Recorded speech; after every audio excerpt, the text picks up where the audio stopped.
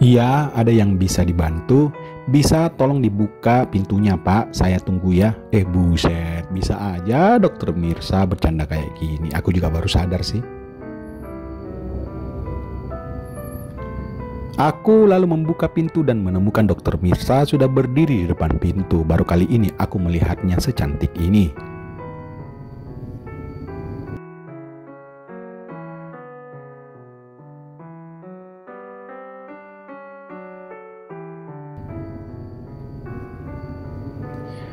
Kami pertemuan yang selalu darurat, tak pernah ia pun melepaskan hijabnya. Sepersekian detik aku tertegun dengan pemandangannya yang ada di depanku. Menyadari hal itu, ia beranjak maju dan tersenyum.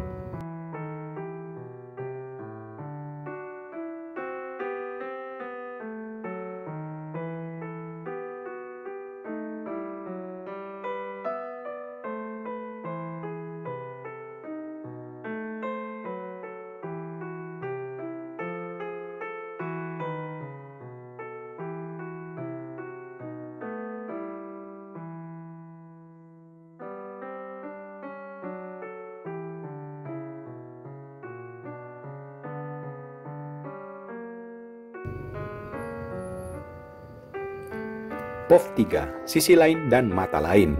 Makan malam berlangsung cukup santai. Semua peserta menikmati suasana hotel meskipun wajah mereka menunjukkan kelelahan. Perjalanan 3 jam dilanjutkan dengan pelatihan hingga sore hari. Bukanlah sesuatu yang mengenakan. Mereka masih bercengkrama meskipun ada beberapa yang pamit istirahat terlebih dahulu. Wajah Bayu terlihat sangat lelah.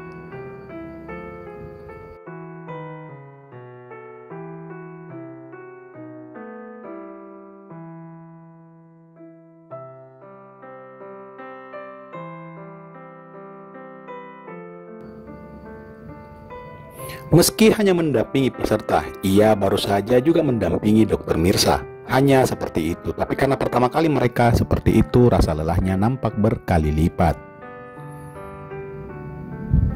Sedangkan dokter Mirsa sendiri menampakkan aura berbeda. Ia begitu bungah meski lelah. Pikirannya melayang-layang membayangkan apa yang akan terjadi nanti malam.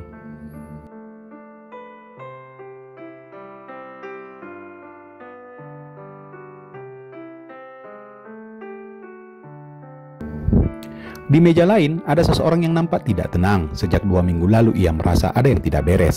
Ditambah kondisi yang terjadi saat ini menambah rasa curiganya. Kalau mau dilihat dari konteks kebutuhan, kehadiran mereka berdua rasanya tidak perlu-perlu amat. Bisa saja mereka datang pada hari terakhir saat peserta akan melakukan studi banding. Apalagi kamar mereka ternyata bersebelahan. Bagaimana ia tidak makin curiga? Ia punya kesempatan untuk membuktikan kecurigaannya karena berada satu lantai dengan mereka. Hanya berjarak beberapa kamar, sebenarnya ia ingin membuang jauh-jauh kecurigaan tersebut mengingat reputasi dokter Mirsa yang dikenal selama ini. Juga Bayu yang meski baru ia kenal selalu menunjukkan kepribadian yang baik serta peduli, tapi sekali lagi nalurinya membawa ke arah lain. Seseorang itu bernama Eva, ibu rumah tangga yang telah ikut program ini sedari awal. Bahkan sebelum Bayu dan perusahaannya bergabung, ia sudah terlibat sebagai kader selama 2 tahun.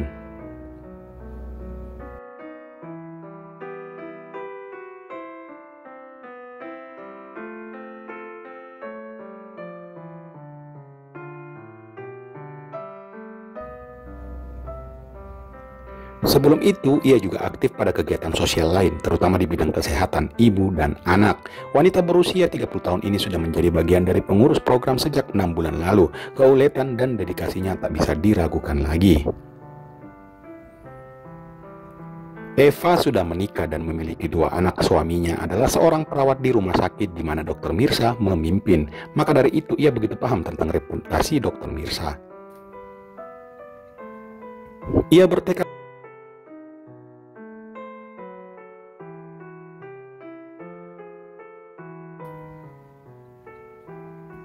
bertekad akan membuktikan kecurigaan ini sampai benar-benar terbukti bahwa betul-betul benar atau salah.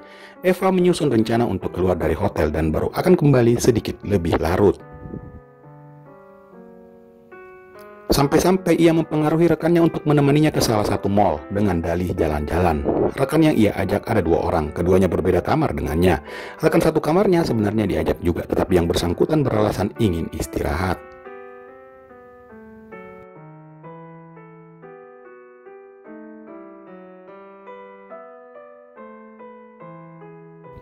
Momen yang pas pikirnya, setelah menyelesaikan makan malam, Eva dan kedua rekannya berpamitan kepada yang lain. Juga Dokter Mirsya dan Bayu yang masih terlibat dalam sebuah percakapan dengan Yogi dan beberapa rekan lain. Eva kembali sekitar pukul 10 malam. Sebenarnya badannya lelah sekali, tapi semua harus dilakukan demi memuaskan rasa penasarannya. Ia tahu di hotel ada CCTV pada setiap lantai, tapi siapa peduli, paling akan didatangi satpam, pikirnya. Jantungnya berdetak lebih kencang dari biasanya, nafasnya memburu, juga langkahnya terasa berat. Entah perasaan apa ini, ditambah ia seperti diserang perasaan aneh. Eva memeriksa suhu badannya.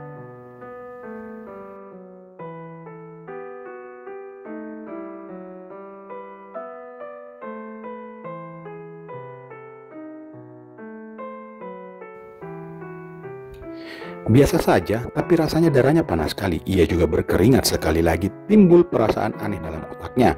Padahal ia belum sampai di depan kamar mereka berdua.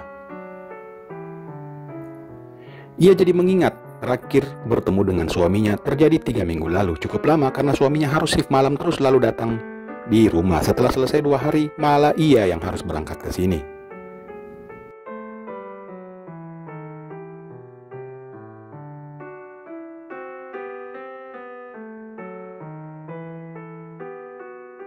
Beberapa hari setelah seperti itu, dia pasti akan kesal. Setelah berjuang keras menahan perasaan aneh tersebut, Eva sampai di depan kamar Dokter Mirsya. Nafasnya masih kembang kempis. Deg-degan pun begini ternyata rasanya. Ia berhenti sejenak lalu menenangkan diri. Dengan kondisi begini, ia tak akan bisa dengar apapun selain dengus nafas dan detak jantungnya sendiri. Setelah agak tenang, ia mulai mencari apakah ada suara-suara aneh dari dalam kamar tersebut. Proses itu memakan waktu hampir 10 menit, tapi tak juga mendapatkan hasil. Tapi Eva masih belum puas. Hipotesa yang dipegang sampai saat ini adalah mereka berdua telah berbuat yang tidak-tidak. Ia memutuskan kembali esok menjelang atau selepas subuh.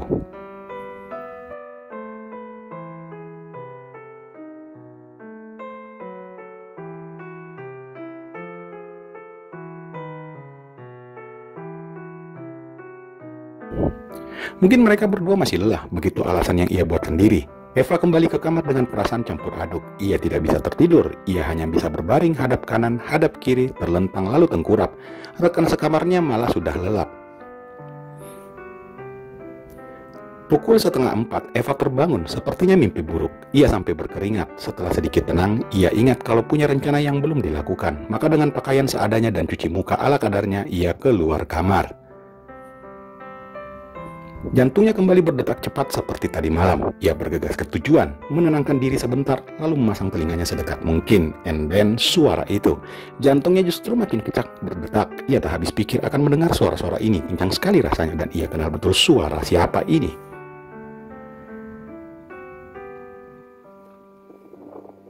Di lubuk hati terdalam ia berharap hipotesanya keliru, hanya sekedar kecurigaan semua saja. Tapi ternyata semua itu terbukti. Begitu kesimpulannya, ia belum beranjak. Posisinya makin dekat dengan pintu, suara juga makin jelas. Satu hal yang tidak disadari oleh Eva bahwa dia pun stres sendiri.